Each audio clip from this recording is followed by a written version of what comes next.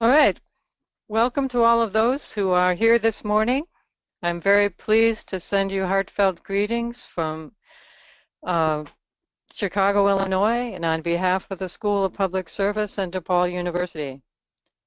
If you are new to the school, we offer 6 graduate level degrees for people seeking to be advocates and a force for change in all sectors. I am thrilled to have you with me, connecting from around different parts of the United States and other places in the world. I do not anticipate any technical difficulties, but if any should occur, we do have all your email addresses on file, and I will send you a taped version of the webinar should we not be able to conclude this one today. I also want to tell you that there will be a recording available after the webinar concludes, so you will receive an email with information on how to access it. Again, it's my great pleasure to welcome you, and let's begin.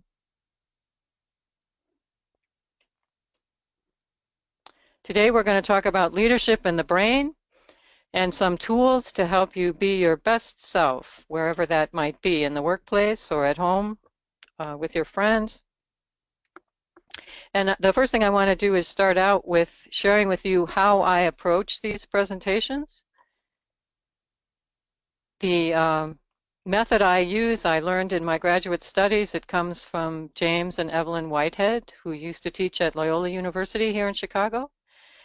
And I like this method a great deal because it brings together our own personal experience with insights from the various spiritual traditions and also our sciences. So in this presentation, that's what I'm going to be doing. I'm going to be drawing on particular spiritual perspectives. I happen to come out of a Christian spiritual tradition myself, but I also have read a number of other people. I've done studies in India, so I draw on various different spiritual perspectives and then also a lot from modern science. So we put all that together and hopefully come out of that experience with new insights and are able to make new choices about how we want to be in the world.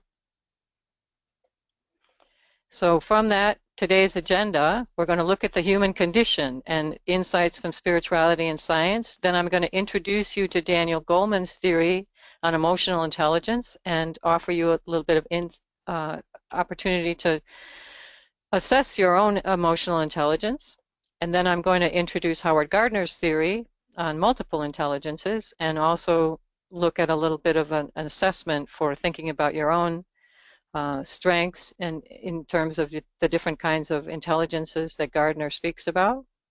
And then I'll just have some closing thoughts and we can perhaps have a little bit of conversation if there's time at the end.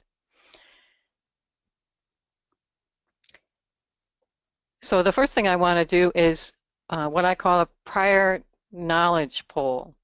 So you'll have to give me a second to set this up so that you can respond to this. But what I'm interested in is among the people who are here participating today, what prior knowledge do you have on this topic of leadership in the brain? You might have done some reading on the brain's capabilities yourself, been exploring this issue on your own.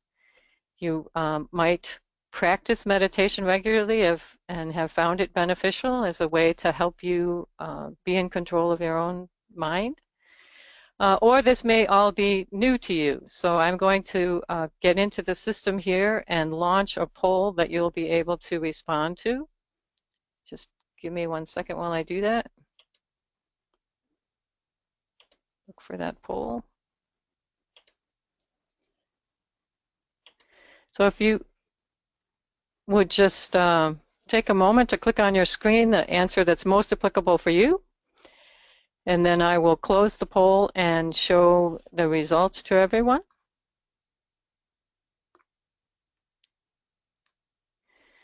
Looks like about half the people have done some reading, another or more than half have done a little reading, and then some do practice meditation. And for a small group, this is new.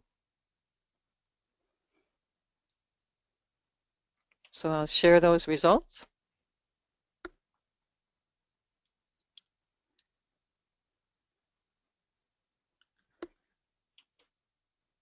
Okay, thanks for participating in that. That's very helpful to know as we move forward. So the first thing I'm going to talk about then is spirituality. And what I'm interested mostly in this area of spirituality is the process of spiritual growth and development. I think I've done a lot of reading in this area, and it seems to me that it makes sense that as human beings, we undergo psychological development, but there's also a way in which the spiritual traditions teach us about something that goes beyond psychology and into the area of spiritual growth. And one of my favorite quotes coming out of the Christian tradition is this line from St. Paul in the New Testament, in his letter to the Corinthians, in which Paul says, "Pursue love and strive for the spiritual gifts."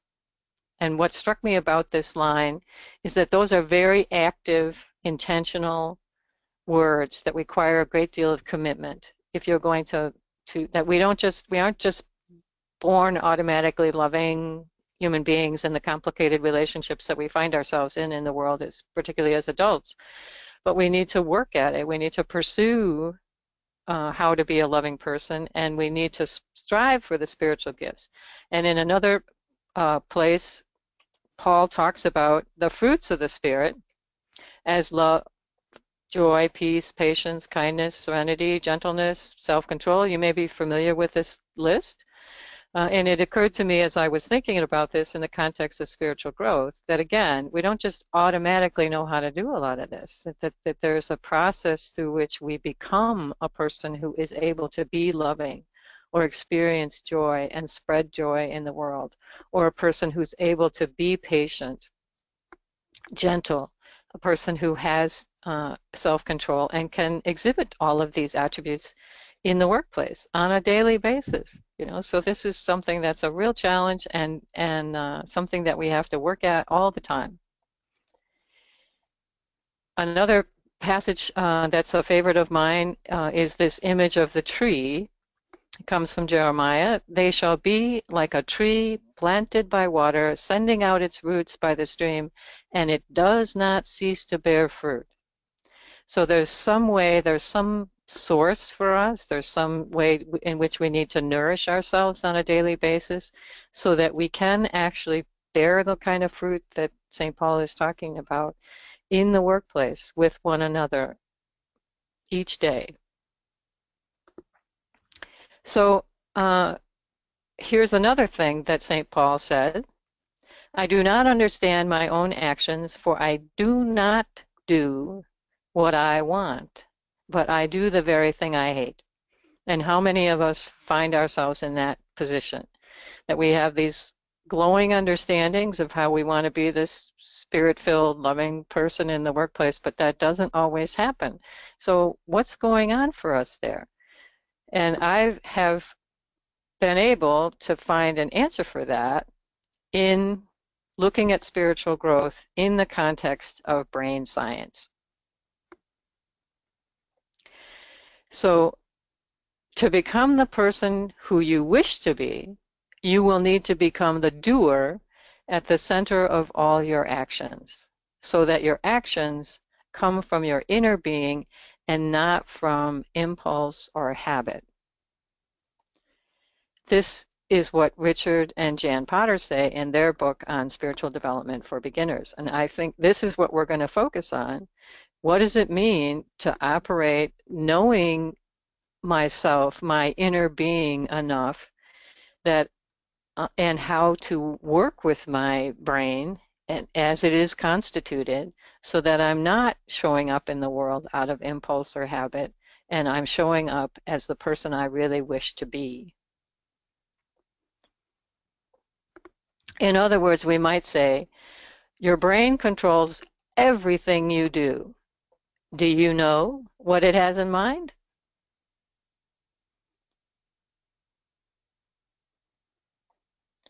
So let's talk a little bit then about science and what it tells us about the human condition.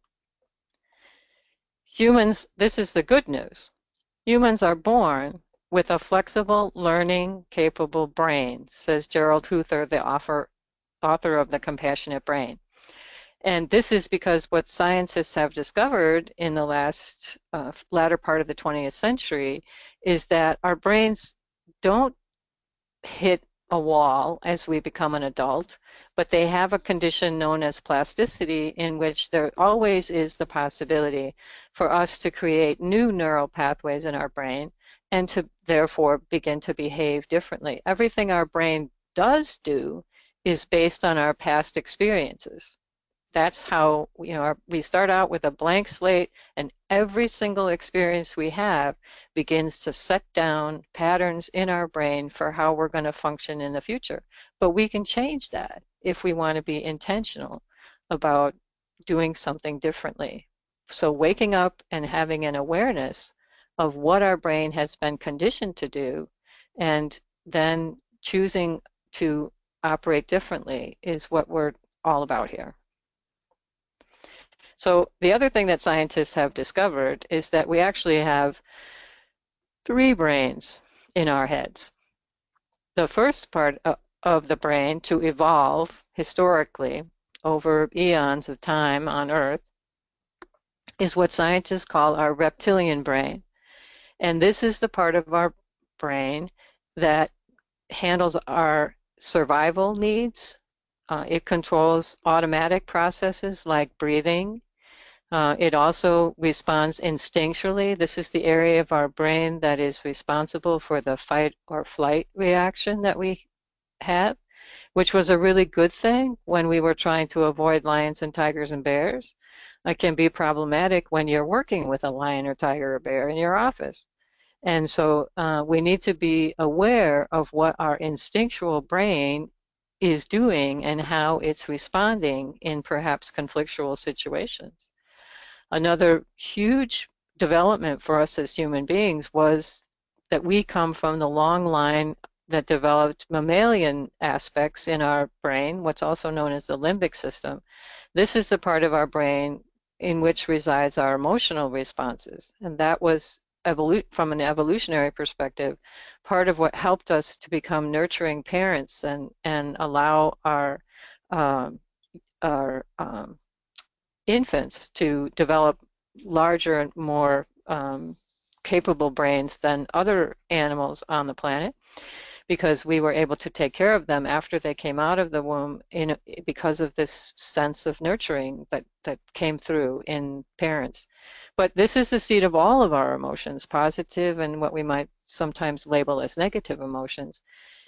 And then finally, we were able to create, what evolved was the neocortex.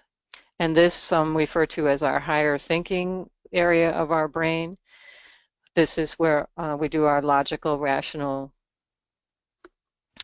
work, sorting out things, our analytical, all of our skills that are related to the thinking process rather than just the instinctual or the emotional processes.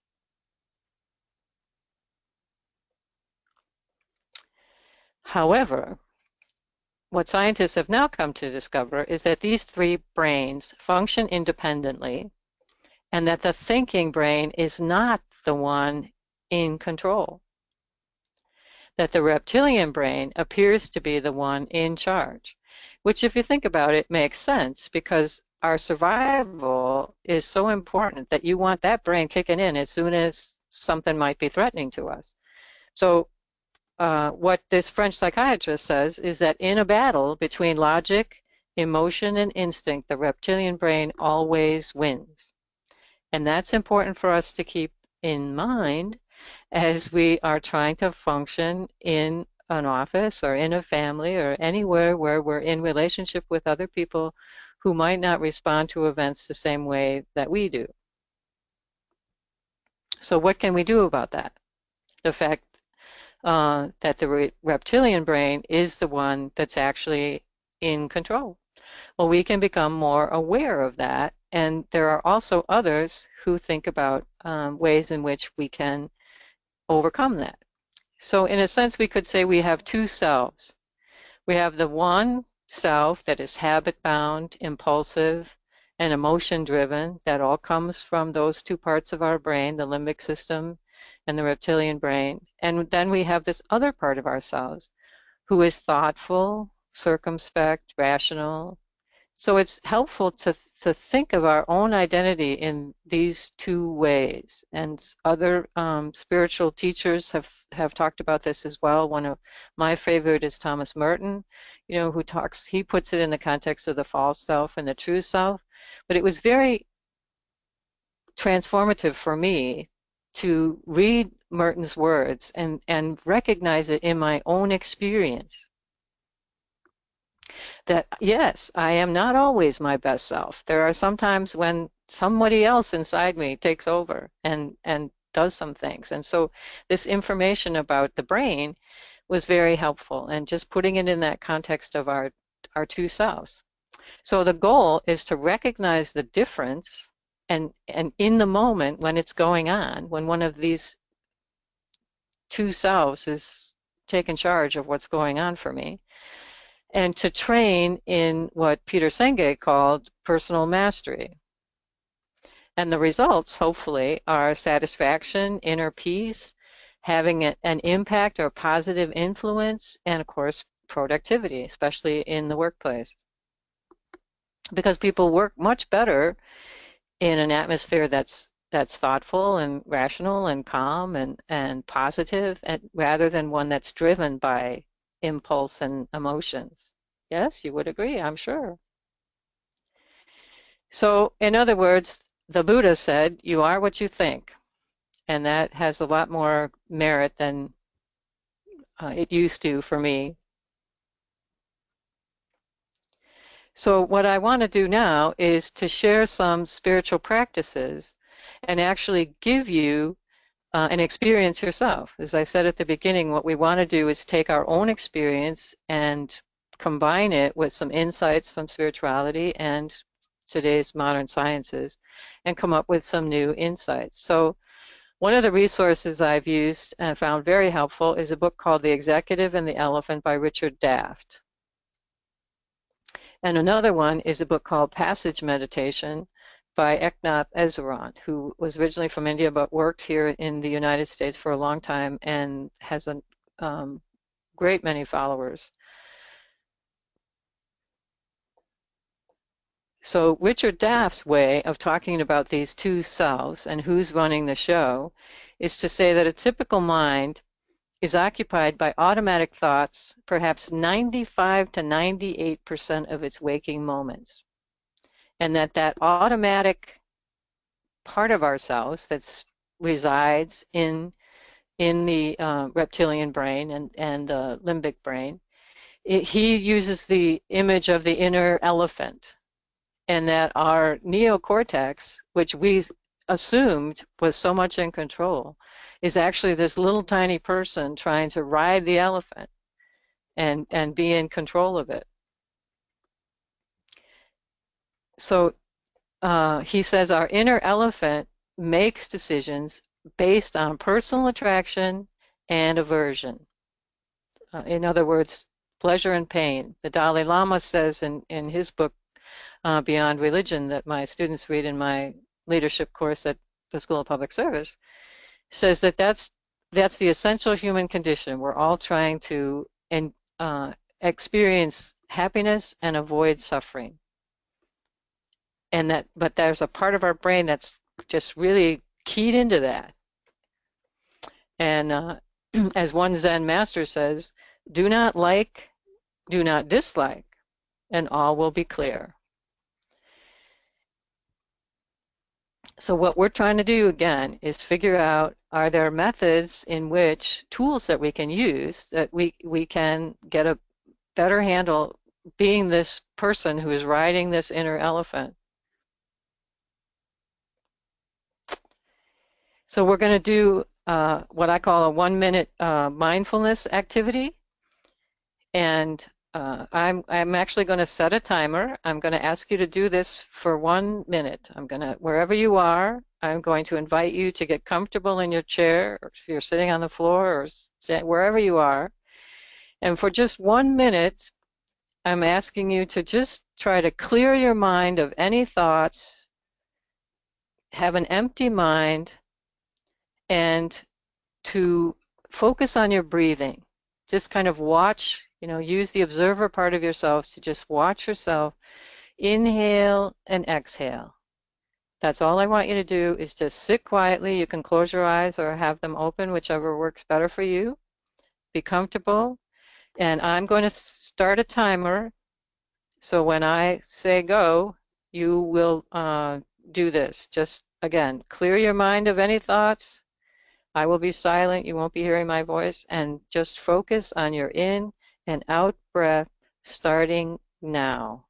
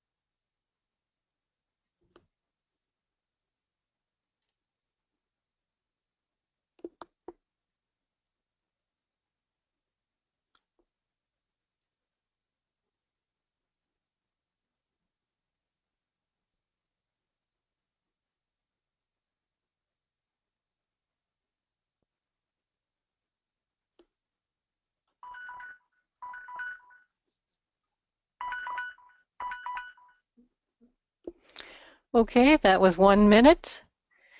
And now what I'd like to do is open up another poll and ask you to answer these questions for me. How easy was it for you to do this, to keep your mind clear of thoughts and stay focused on your breathing? Whether it was not difficult at all, somewhat difficult, or your mind was racing from the moment we started. So here's another poll for you to respond to.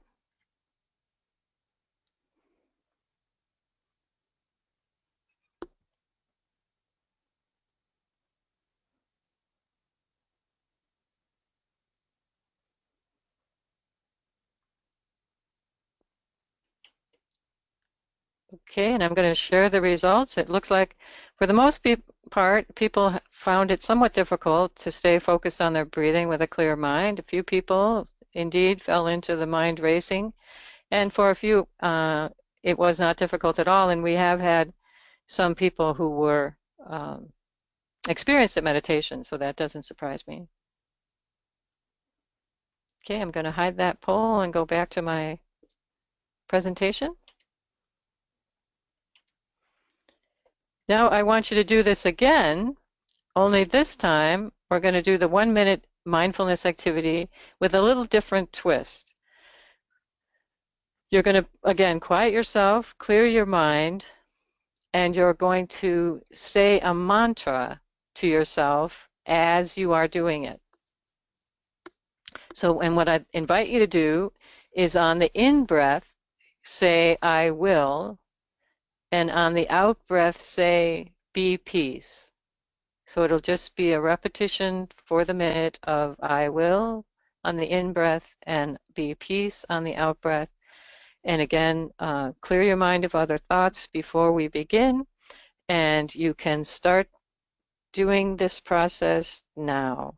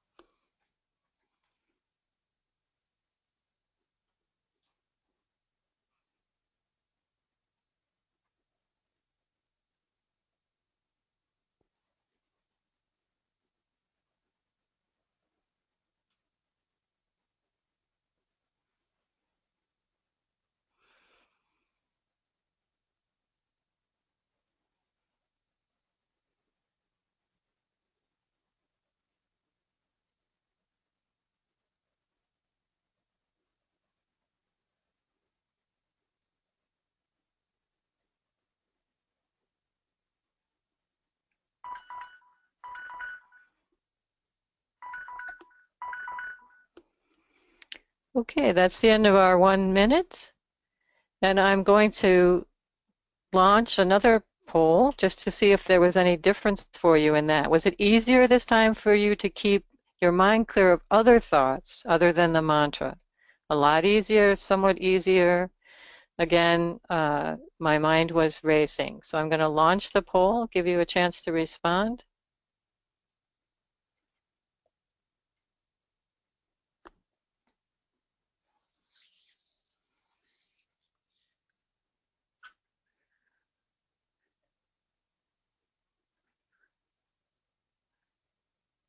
Okay, I'm going to close the poll. It looks like for the majority, it definitely was a lot easier, and for others, it was somewhat easier. So again, thank you very much for participating in that and gaining some experience yourselves as to what we're talking about here. And I'm going to go back now to my slide presentation and tell you a little bit about what Richard Daff says about this, about why the mantra helps. And he says the words add strength to your inner executive by creating an intentional thought that replaces your inner elephant's involuntary thoughts, that your inner elephant has less free space to generate all those random thoughts that it likes to do. It's working all the time if you let it. And it's just spinning around looking for things to think about. You ever wake up in the middle of the night and something pops in your head and you're like, why am I thinking about that now? And you have to intentionally say to yourself, don't think about that now. Pay attention to your breathing and fall back asleep or something, whatever you do. So Richard Daff says this too. He wants to give us an experience of the inner intentional thought. And his example is, he says, and I'm going to invite you to do this now just for a few seconds. Close your eyes and count to 10. But while you're counting to 10, think about and kind of image each number as you say it.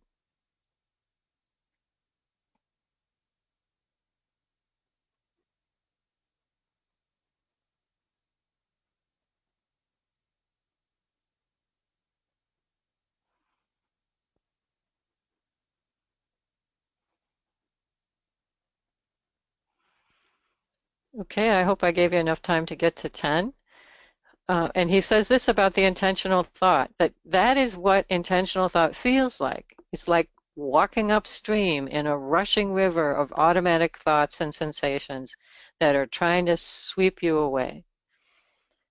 But that's what we want to try to work on, is how to be intentional about what our brain is focusing on and not letting that elephant be in charge, especially if the elephant is in a situation that feels threatening and all of a sudden some of those fight or flight responses are going to come forward. And I'm actually going to, this is a little plug for my next webinar, but we're going to do more on that particular piece in the upcoming webinar that I have scheduled later this month.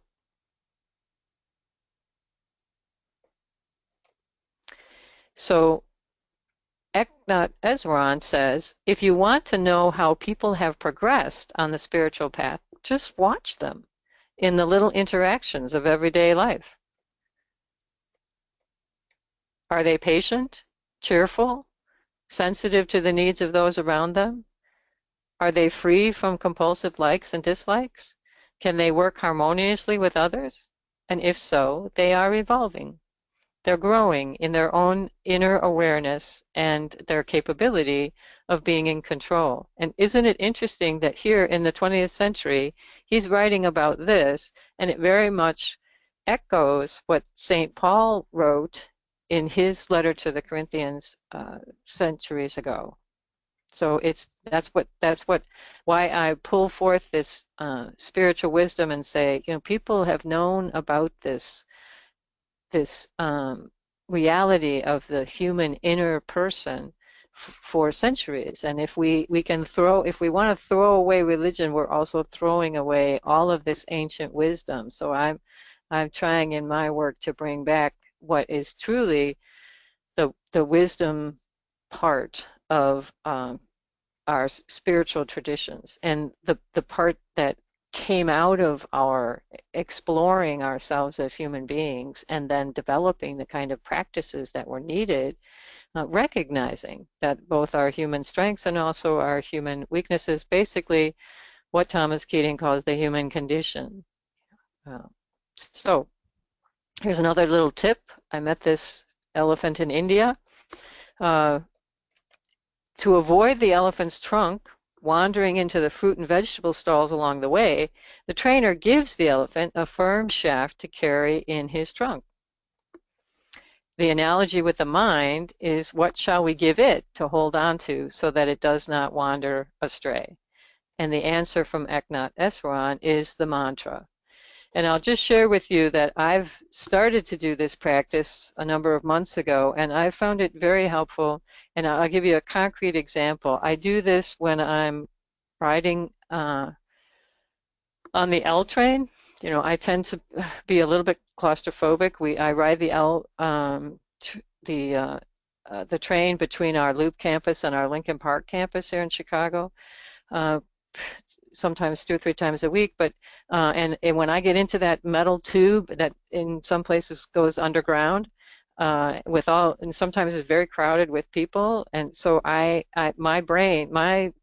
reptilian brain my anxious brain would certainly be very happy to take over. And so I find myself sitting there and using the mantra, I will be peace, as I'm sitting there, to try to prevent any of that anxiety from happening. So that's just one small little way in which I've found his passage meditation practice very helpful. Now, how else does all this apply to what makes a leader? I'm going to switch now to the material from Daniel Goleman from his book Emotional Intelligence. And Goleman argues that IQ and technical skills are certainly important in developing leaders, but he calls emotional intelligence the sine qua non, the topmost thing of importance in leadership development. And this presentation is adapted from an article which he wrote. So and what he says is basically that you need not just IQ, but you need EQ too. That emotional intelligence is the ability to sense, understand, and effectively apply the power and acumen of emotions as a source of energy, information, creativity, trust, and connection. So that we need to be aware of our own emotions and the emotions of others if we want an environment in the workplace that is trusting, that is creative, that is energetic. Because if not, all those negative emotions are going to be controlling what's going on, and we won't be getting anywhere. Goleman says the 5 components of EQ are self-awareness, self-regulation, motivation, empathy, social skill. And I'm going to focus on just 3 of these in this presentation that are most apropos to what we're looking at here and how they look in leadership. Self-awareness means having a deep understanding of one's emotions, strengths, weaknesses, needs, and drives. And I'm hoping that, having had this introduction now to the way the brain works, that you have a better sense of the importance of this. It means being honest with self and others about one's feelings.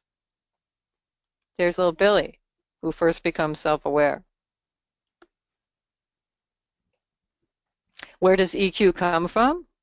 Goleman says it's born in the neurotransmitters of the brain's limbic system, which governs feelings, impulses, and drives.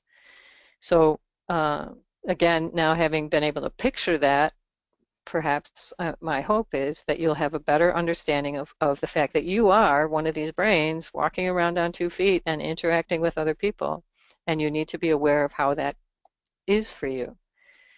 Research indicates that the limbic system learns best through motivation, extended practice, and feedback. So finding a practice, we might call it a spiritual practice, but finding a practice that helps you get your little executive to be more in charge of your inner elephant is what we're after here.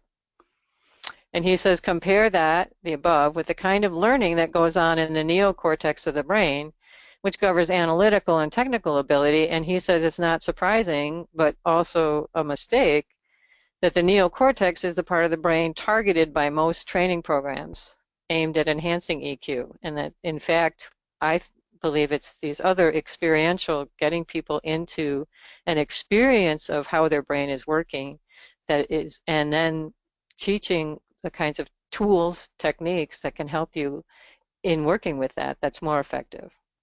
Because a person must break old behavior habits and establish new ones. And so you have to keep learning, what is the programming that went into my brain and how do I want to change that and what tools can help me do that. And this takes a lot more time. It's not going to happen in a weekend workshop. So Goleman says it is important to emphasize that building one's emotional intelligence cannot and will not happen without sincere desire and effort. And I would add self-discipline. So just to say a little bit more about self-awareness, people with strong self-awareness know what they feel and why they're feeling it.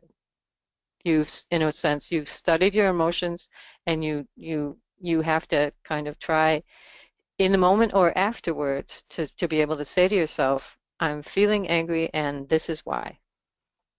They know there is a link between what they feel and what they do. That I tend to, when I'm feeling angry, I tend to slam the door, or I tend to bark at people, whatever it is. People with a high degree of self-awareness recognize how their feelings affect them, how they affect other people, and how they affect their job performance. Self-regulation is the second component. It means that people recognize that biological impulses drive our emotions. It's just the human condition. It's the way we're made up. It's the way our brains have formed throughout the evolutionary process. Self-regulation requires an ongoing inner conversation so that, we do self-talk and are able to identify for ourselves the story behind the emotion that we're feeling. It frees us from being prisoners of our feelings and from the previous programming of our brains. People engaged in such a conversation feel bad moods and feel strong, perhaps negative emotions like everyone else, but they find ways to control them and even channel them in useful ways. Signs of self-regulation. A person who is good at this, who's evolved and grown in their ability to be in touch with their inner life, they exhibit a propensity for self-reflection and thoughtfulness. They are comfortable with ambiguity and with change because they know how to manage their emotions within the context of ambiguity and change. And they live with integrity. They have an ability to say no to their impulsive urges and to be the person they want to be, the best person they want to be in the environments in which they find themselves. Empathy is another dimension of this for EQ, and Goleman says it's the dimension that's most recognizable, and it's the positive examples are a sensitive friend or a coworker. This is not what we want going on in the workplace, an unfeeling colleague or boss, or certainly one that screams at you when you do something wrong. Empathy means thoughtfully considering employees' feelings along with other factors in the process of making intelligent decisions. That we're recognizing now that human beings are not just thinkers, they're not just doers, they're a bundle of emotions that have come into their and become a part of who they are through this long process of evolution, and that when we are doing things with people, we need to be paying attention to how they're emotionally responding, not just whether or not they're going to get the work done. Empathy is particularly important today, according to Goleman, because of three reasons. The increasing use of teams. We're working much more closely with one another and in collaboration. The rapid pace of globalization, which means we might be working in teams that are made up of people who come from various multiculturally different backgrounds. The growing need to retain experienced staff. So we don't want people leaving our organization because they are working with what some people call a bad boss, or are frustrated at being on this team because there's so much emotional baggage being thrown around. So again, these 5 components of emotional intelligence, I think what's most related to what we're talking about here today are self-awareness and self-regulation and empathy. And the other ones are a little bit more external. And I'm focusing on these because they are much more connected to our inner life. So I'm going to give you a chance to, in a second, evaluate your own selves in terms of your EQ. But just this final comment from Goleman, who says that it really completes the recipe for greatness as a leader, and that it can be learned, which is an important point. But again, it takes commitment, but the benefits are huge for the individual and the organization. So here's a brief version of an emotional intelligence assessment. So you can just take a moment here to reflect for yourselves on how you would respond to these questions or comments. I can recognize my emotions in the moment as I experience them. And don't feel bad if that's not true for you, because that is very difficult to do. But it is something that we can gain experience in doing. I easily lose my temper when frustrated. I find it difficult to read other people's emotions. I ask people for feedback on what I do well and how I can improve.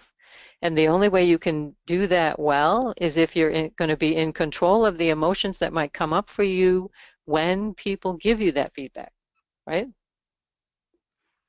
I find it difficult to move on when unhappy. And again, it's not that the unhappiness is a bad thing, it's just going to naturally happen. But how do you self-talk your way beyond that experience so that you can return to being the productive person you need to be in the moment? And if you want to take a more the full assessment, it's available at a website called mindtools.com. So now I'm just going to briefly run through some things about multiple intelligences that I also think apply to this.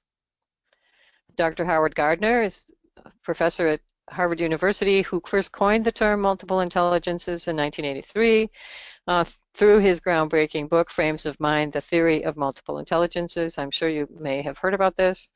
Gardner, until his theory, intelligence was considered a singular characteristic in human beings. Just goes to show you how much we have learned about what it means to be human in the last 50 years or so. That kind of intelligence was measured only through the familiar IQ testing, but Gardner broke this ground by saying intelligence resides in all of us as a potential, and that each type of intelligence may or may not activate depending on the environment and opportunities that were available in the culture while we were developing, while we were growing up. So again, it's our brains are capable of much more than we're allowing them to do because they're only able to do what we've already experienced. This means that each of us may differ quite markedly in the types of intelligence in which we excel. It means the difference has an impact on which way most of us learn, and this has meant that his theory about multiple intelligences has profound implications for education and leadership. So what are Gardner's 7 types? Again, I'm going to focus on a couple that I think are relative to what we're talking about here. The first one is interpersonal intelligence, understanding of myself, my own needs, my own feelings, my capabilities. So what you're going to do, maybe in your past experience, you have not been in an environment that encouraged you to look inwardly, to study yourself. And so now you want to do that. Now you want to choose to do that, as well as interpersonal intelligence, which means I can do the same thing in my relationships with other people. Other intelligences include linguistic intelligence, which is a sensitivity to spoken and written language.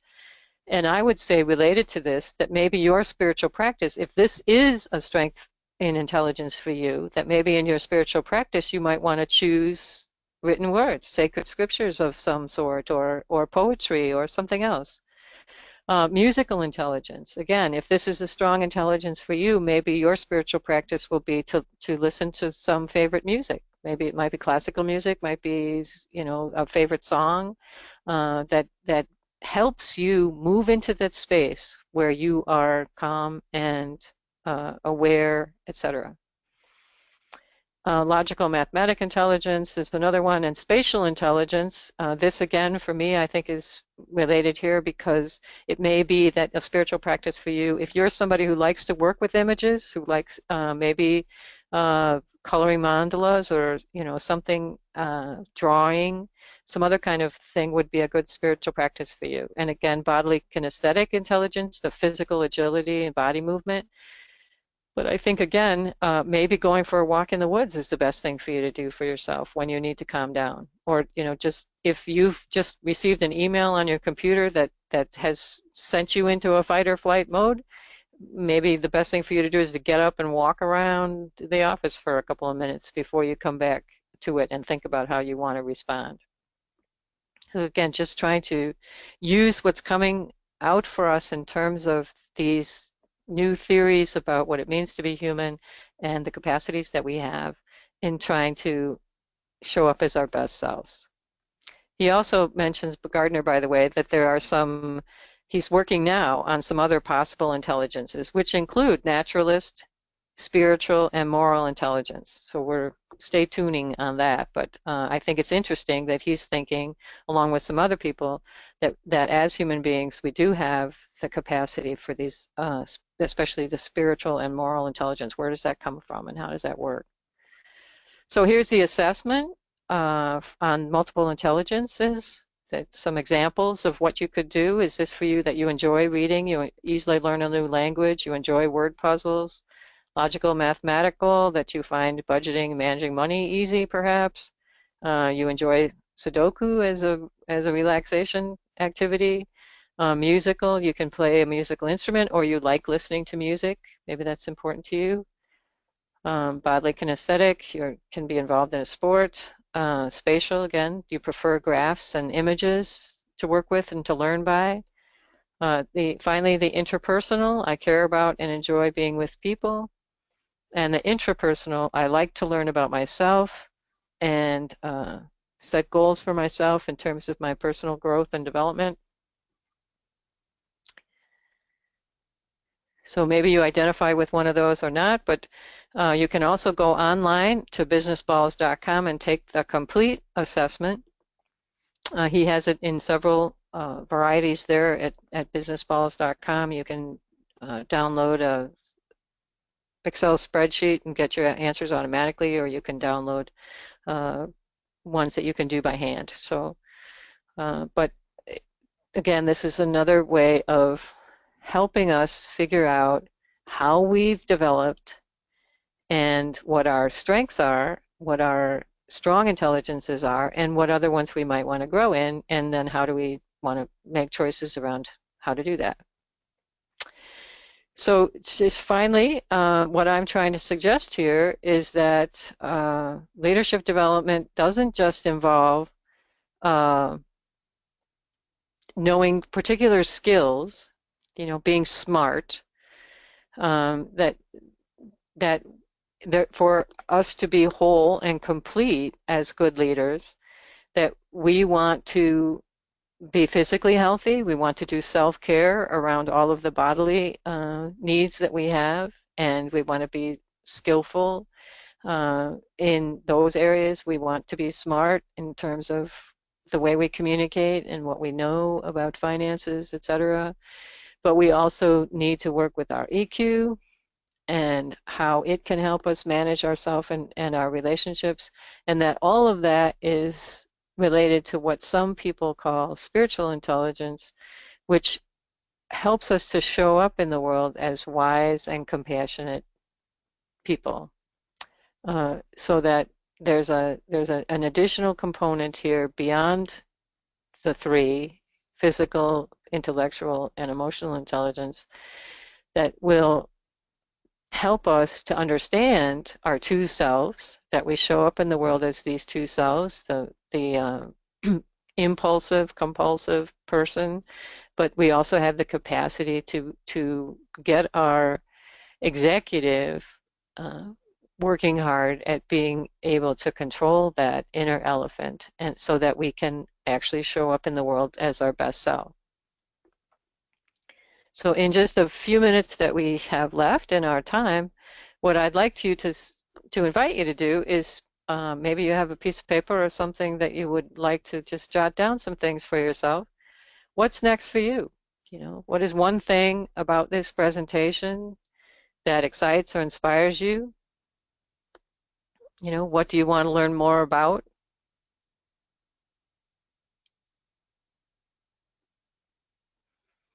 And then finally, how might you use these insights in your leadership development and empowering others in their development?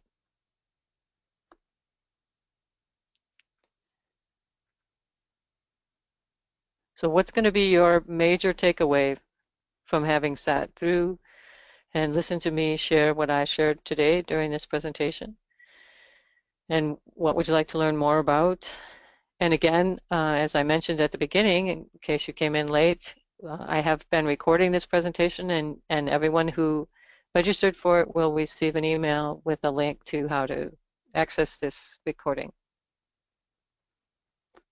So I want to thank you very much for participating, and here's my contact information. I will just leave that on the screen while I look to see if there is any response from any of you in terms of if anyone's written anything in the chat box or in the question box.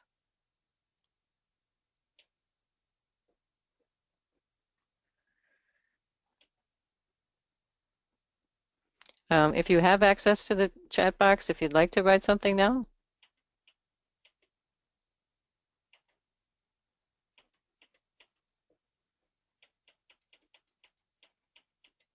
We have just a couple more minutes, so I want to see if anyone has a burning comment before we exit.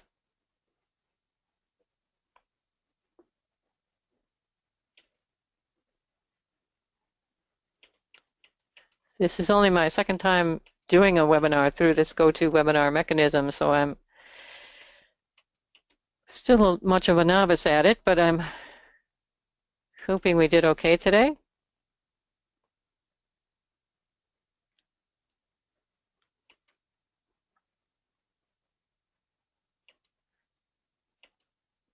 Okay, well, I'm not seeing any questions, but feel free. My email is there on the screen if you have a question and want to be in touch with me. Also, my telephone number if you're able to do that. And again, I'm from DePaul University in the School of Public Service. And I will be sending out, as I said, an email to everyone with the recording of this presentation and also information on upcoming webinars. So again, thank you so much for being with me, and have a great rest of the day.